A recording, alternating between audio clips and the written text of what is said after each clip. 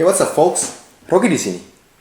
Seperti halnya virus corona yang bermutasi menjadi semakin resisten, begitu pun dengan virus yang menyerang komputer kita, laptop kita dan PC kita menjadi semakin canggih, semakin berkembang dan semakin pintar.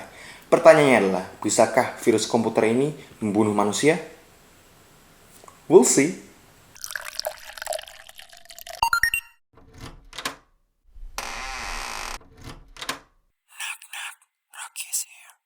Oke folks, jadi saat ini kita hidup di zaman yang disebut sebagai ubiquitous computing era. Nah, apa sih ubiquitous computing itu? Jadi ini adalah sebuah istilah yang dicetuskan oleh seorang saintis bernama Mark Weiser pada tahun 1988. Jadi kalian bisa bayangin nih ya, seberapa visionernya seorang Mark Weiser, bahkan pada tahun dimana internet itu belum booming loh ya kayak sekarang. Belum ada yang namanya YouTube, belum ada yang namanya Google. Dan si Mark Weiser ini udah bisa bayangin gitu loh, bahwa akan ada suatu zaman dimana semua pemrosesan yang ada itu sudah terintegrasi dengan teknologi. Nggak usah jauh-jauh men, kita saat ini sudah bisa lihat lah ya. Mungkin beberapa dari kalian sudah ada yang rumahnya itu smart home gitu. Kalian bisa nyalain lampu, kalian bisa kunci pintu, kalian bisa tutup curtain jendela kalian pakai handphone kalian pribadi. Dan sudah banyak juga produsen-produsen otomotif yang berlomba-lomba untuk menciptakan smart car yang sudah terintegrasi dengan laptop kalian, atau dengan PC kalian sendiri, ataupun dengan handphone kalian bahkan. Dan sudah banyak juga organisasi baik itu pemerintahan ataupun swasta seperti rumah sakit, kemudian ya instansi pemerintahan yang sistem informasinya itu sudah menggunakan teknologi, sudah terintegrasi dengan teknologi. How cool is it? Keren banget gak sih? Tapi kalau kita pikir-pikir lebih jauh nih ya, ini sebenarnya juga serem men. Jadi kenapa saya bilang ini serem? Kalian bisa bayangin gak? Semisal ada orang jahat nih ya, kita sebut aja hacker lah ya, hacker jahat yang berusaha untuk memanipulasi bahkan mengambil alih suatu sistem. Dan kebetulan sistem ini mungkin sistem yang sensitif ataupun sistem yang sangat kritikal, contoh rumah sakit ataupun milik pemerintahan. Bisa kalian bayangin gak seberapa kacaunya dunia ini bisa jadi? Pertanyaannya adalah, bisakah seorang hacker membunuh manusia lain hanya dengan menggunakan skill hackingnya? Jawabannya adalah, sure. Why not? Kasus yang akan kita bahas kali ini adalah tentang serangan ransomware kepada sebuah rumah sakit di daerah Düsseldorf, Jerman yang diduga diluncurkan oleh kelompok hacker asal Rusia. Jadi biar kita nggak sama-sama bingung nih ya, yang dimaksud dengan ransomware adalah sebuah komputer malware atau aplikasi berbahaya lah ya, yang ketika si ransomware ini menginfeksi komputer lu, maka ya lu nggak bisa akses data-data yang ada di komputer lu.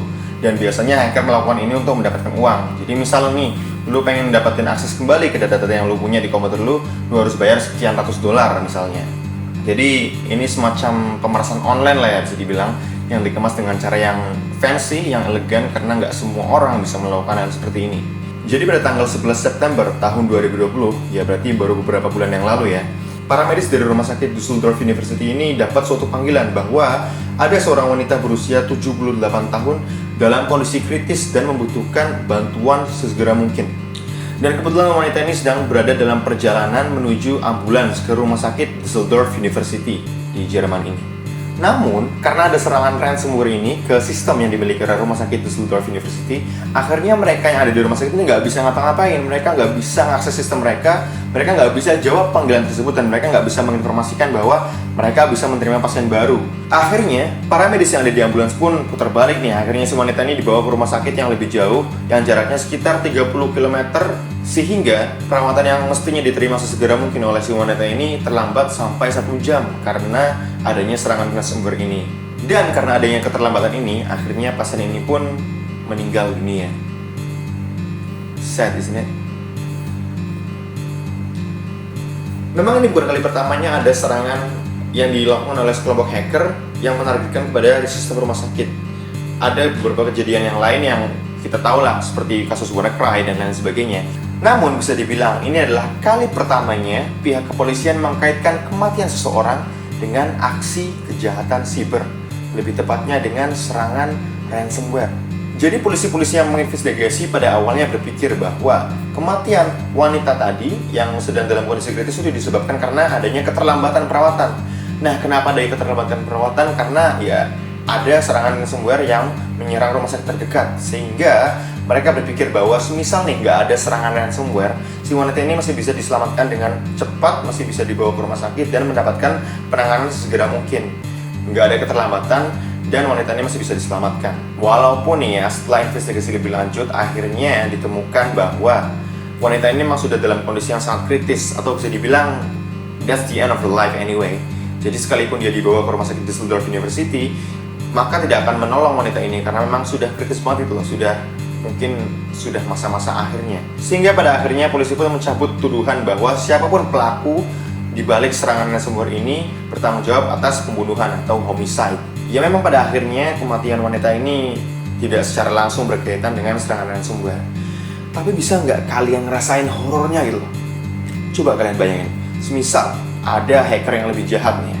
Mereka menyerang suatu region atau suatu wilayah, semua rumah sakit yang ada di region tersebut diserang sistemnya, sehingga nggak ada satupun rumah sakit yang bisa beroperasi secara normal. Dan pada hari yang sama ada sekitar 100 pasien yang membutuhkan perawatan segera mungkin ada korban kecelakaan atau pasien lain yang sedang dalam kondisi sangat kritis, dan mereka nggak tahu nih mau dibawa kemana karena rumah sakit yang ada di dekat mereka itu semuanya diserang ransomware, sehingga nggak bisa menerima mereka sebagai pasien.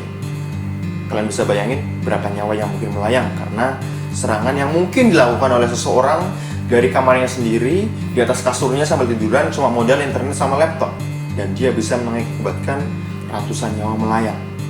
Serem gak? So, last but not least, dari kasus ini kita belajar bahwa perkembangan teknologi yang kita nikmati saat ini, kita nggak take it for granted gitu loh. Ada hal lain yang harus kita bayar, yaitu dengan ancaman yang juga semakin berkembang, semakin pintar, dan semakin membahayakan gitu loh. Jadi, yang harus kita lakukan dan yang bisa kita lakukan adalah ya kita meningkatkan kesadaran diri kita akan keamanan dalam beraktivitas di dunia maya.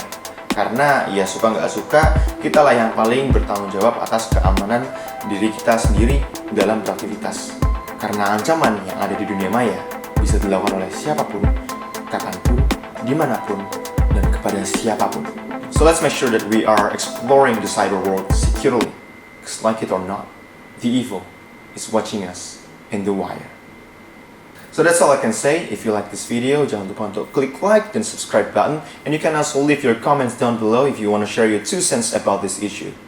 Rocky is out. See you next time.